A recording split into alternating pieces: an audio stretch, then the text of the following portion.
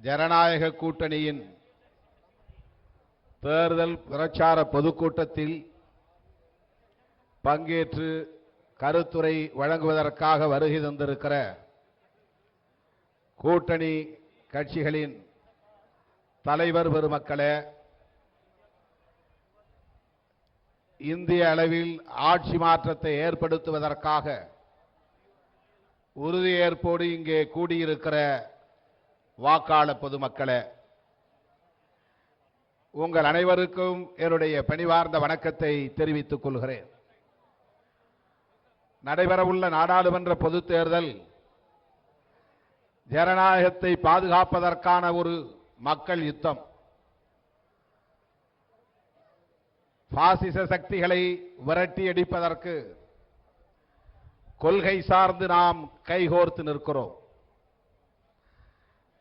திராவிட முன்னேற்றக் கழகம், காங்கிரஸ் பேரியக்கம், இடதுசாரிகள், மறுமலர்ச்சி திராவிட முன்னேற்றக் கழகம் உள்ளிட்ட தமிழகத்தை சார்ந்த அனைத்து ஜனநாயக சக்திகளும் நாம் இங்கே கைகோர்த்திருக்கிறோம். தமிழகத்தில் இந்த அணி மெகா கூட்டணி என்பதை விட கொள்கை கூட்டணி என்பதை சொல்லுவதில், பதிவு செய்வதில் நாம் பெருமைப்படுகிறோம். நமக்கு ஒரு கொள்கை இருக்கிறது. மதவாத சக்திகளை மீண்டும் ஆட்சி அதிகாரத்தில் அமரவிடாமல் தடுத்து அவர்களை விரட்டியடிக்க வேண்டும் என்கிற கொள்கை அடிப்படையிலே கைகோர்த்திருக்கிறோம்.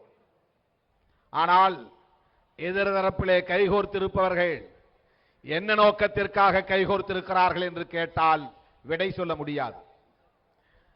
அவர்கள் கார்ப்பரேட் கம்பெனிகள் தங்களுடைய பங்குகளை ஒருவருக்கொருவர் விற்றுக் கொள்வதைப் போல வணிக அடிப்படையில் பேரம் பேசி தங்களுடைய வாக்கு வங்கிகளை அடிப்படையாக வைத்து பேரம் பேசி கூட்டணி அமைத்திருக்கிறார்கள்.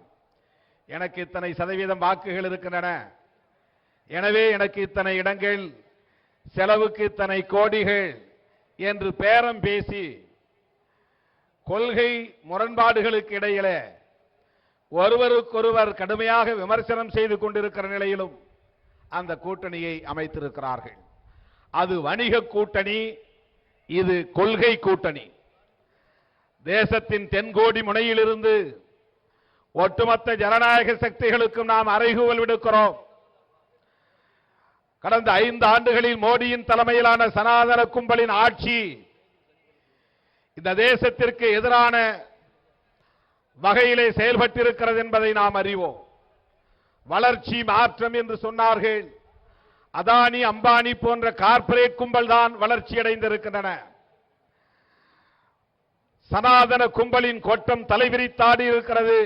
அதுதான் மாற்றம். வெளிப்படையாக வலதுசாரி பயங்கரவாதிகள் ஆயுதங்களோடு திரிகிறார்கள். பேராசிரியர் கல்புர்கி, நரேந்திர தபோல்கர், கோவிந்த் பல்சாரே, கௌரி லங்கேஷ் போன்ற இடதுசாரி சிந்தனையாளர்கள், ஜனநாயக சிந்தனையாளர்கள் பட்ட பகலில் அவர்கள் தங்கியிருந்த வீடுகளுக்கு சென்று குறிவைத்து துப்பாக்கியால் சுட்டு படுகொலை செய்யப்பட்டிருக்கிறார்கள்.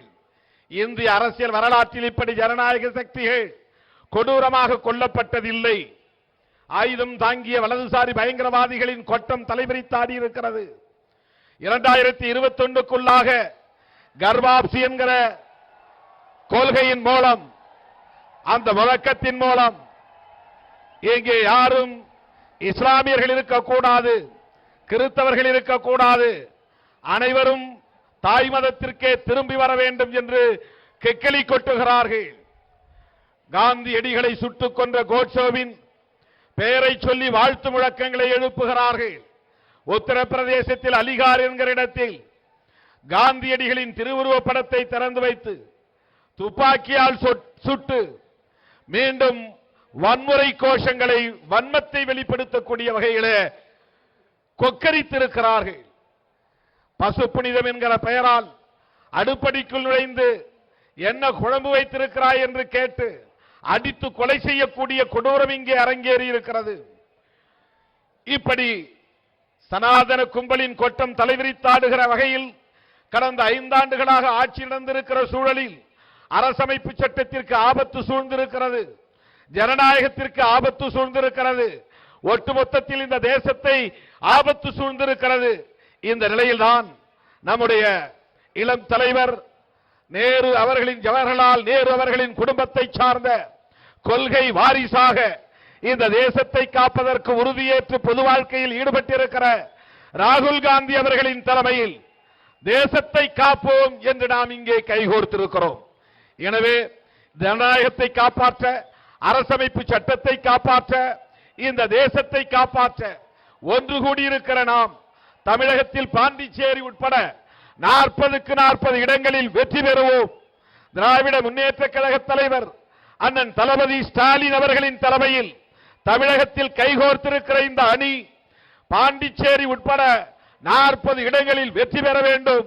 தமிழகத்து ஜனநாயக சக்திகளே, அகில இந்திய அளவிலான ஜனநாயக சக்திகளே, மதசார்பற்ற சக்திகளே, கைகோர்த்து நின்று இந்த தேசத்தை காப்போம்.